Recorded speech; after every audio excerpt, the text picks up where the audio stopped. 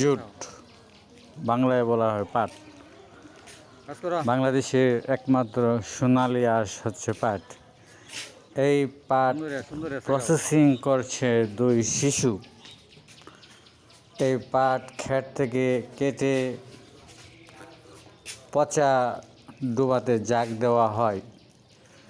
জাগ দেওয়ার পরে যখন এর আঁশ পচে যায় তখন পাট গাছের শরীর থেকে ছাল ছাড়াতে হয়। এমনই আমরা দেখছি 2 শিশু পাটের ছাল ছড়াচ্ছে।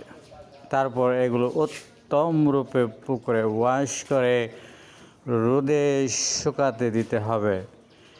শুকানো দেওয়ার পরে এগুলো বিভিন্ন কাজে লাগে। বিশেষ করে চটের বস্তা আমাদের দেশে খুবই বিখ্যাত।